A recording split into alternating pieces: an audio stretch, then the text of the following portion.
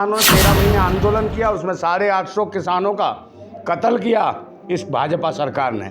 और इन्होंने आश्वासन दिया, कल किसान नहीं मानने को तैयार। फिर बाद में यही मोदी जी कहते हैं कि किसान भाइयों को हम समझा नहीं पाए। तो अंधभक्तों, थू है तुम्हारे मुंह पे। तुम्हारा बाप बोल गया कि किसान भाइयों को समझा नहीं पाए और बाद में माफ़ी मांगनी पड़ी। सरकार से हम उम्मीदें क्या कर सकते हैं? ये कहीं ना कहीं ढोंगी, पाखंडी और आतंकियों की सरकार है, देशद्रोहियों की सरकार है जो किसानों को मारना चाहती है। ये आतंकी सरकार है। ये कहीं ना कहीं कारपोरेट जगत के लिए नरेंद्र मोदी काम कर रहा है और उन्हीं के लिए काम कर रहा है, सिर्फ उन्हीं 1% लोगों के लिए। हत्या ये 850 किसानों का कत्ल करा है और अब 2 किसानों का और कत्ल कर चुकी है भाजपा सरकार। इसके लिए देश की जनता किसी भी तरीके से इन्हें स्वीकार नहीं करेगी और इनके खिलाफ एक आंदोलन करेगी। और चल चुका ये स्वयं ही अपने आप में देशभक्त है, राष्ट्रभक्त हैं। ना बीवी ना बच्चे और बहन बेटियों को उतारते कच्चे, ऐसे हैं ये बदतमीज। कि किसान जो ना आंदोलन कर रहे हैं, पिछले लास्ट टाइम जो केंद्र सरकार थी उसने काले कानून लाई थी।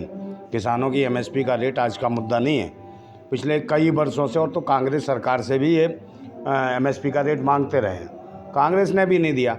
और कहीं ना कहीं जब 2014 में मोदी जी आए तो उनके मैनिफेस्टो में लिखा कि हम किसानों को लागत मेहनत का उचित दाम देंगे और एमएसपी का रेट देंगे, मगर उन्होंने एमएसपी का रेट नहीं दिया, ना किसानों की लागत मेहनत का दाम दिया। कि 3 काले कानून और ले आए जिसमें किसानों की ज़मीन हड़पने जैसे मामले और थे, जिसको लेके किसानों ने 13 महीने आंदोलन किया। उसमें 850 किसानों का कत्ल किया इस भाजपा सरकार ने।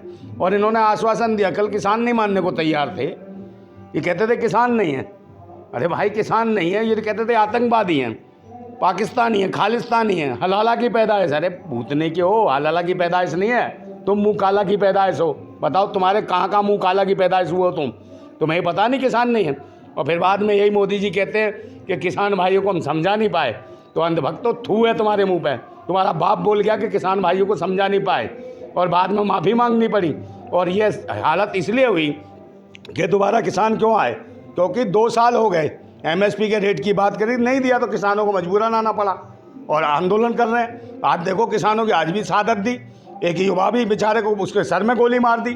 तो ये कहाँ तानाशाह सरकार है? ये कहीं कीलें बिछा रही है, कहीं कीलें गाड़ रही है, कहीं ड्रोन जो ड्रोन लाए थे खेती के लिए कि कीटनाशक दवाएं छिड़की जाएंगी किसानों की फसलों पर, मगर वो ड्रोन से क्या अगर किसानों को ही कीटनाशक नहीं कीटाणु समझ लिया और उन्हीं के ऊपर ड्रोन से बम फेंक रहे हैं, आंसू गैस के गोले फेंक रहे। तो ऐसी सरकार से हम उम्मीदें क्या कर सकते हैं? ये कहीं ना कहीं ढोंगी, पाखंडी और आतंकियों की सरकार है, देशद्रोहियों की सरकार है जो किसानों को मारना चाहती है। किसान कृषि प्रधान देश है हमारा, और एक कृषि प्रधान देश इन्होंने बना रखा पाखंडियों ने, ढोंगियों ने। और कहीं ना कहीं किसानों पे आतिमताई मचा रखी है इन्होंने। ये देशद्रोही है ये सरकार, ये आतंकी सरकार है। ये कहीं ना कहीं कारपोरेट जगत के लिए नरेंद्र मोदी काम कर रहा है और उन्हीं के लिए काम कर रहा है, सिर्फ उन्हीं 1% लोगों के लिए। बाकी जबकि भारत के किसान भी परेशान है, मजदूर भी परेशान है, महिलाएं भी परेशान है, नौजवान भी परेशान है, सेना के जवान भी परेशान है। एमएसपी के रेट के लिए आज किसान तरस रहा है, मर रहा है।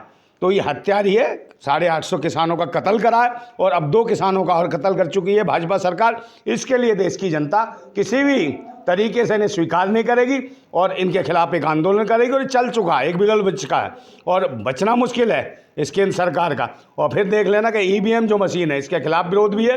कहीं ना कहीं बैलेट पेपर पर चुनाव होता है, जो कहते हैं 400 पार, 4 सीटें भी लाना मुश्किल हो जाएगी। इनकी स्थितियाँ ये हैं और देश की सरकार को कहीं ना कहीं जवाबदेह होना चाहिए। ये जो भी इनसे मांग कर दे, डिमांड कर दे, उसी को ये कह देते हैं कि देशद्रोही हैं। किसानों को देशद्रोही, आतंकवादी, कोई महिला आवाज़ उठा दे उसको कह देंगे आतंकवादी, देशद्रोही, कोई युवा उठाए आवाज़ उसको आतंकवादी, देशद्रोही। सिर्फ ये अकेले, ये स्वयं ही अपने आप में देशभक्त हैं, राष्ट्रभक्त हैं। ना बीवी ना बच्चे और बहन बेटियों को उतारते कच्चे, ऐसे हैं ये बदतमीज।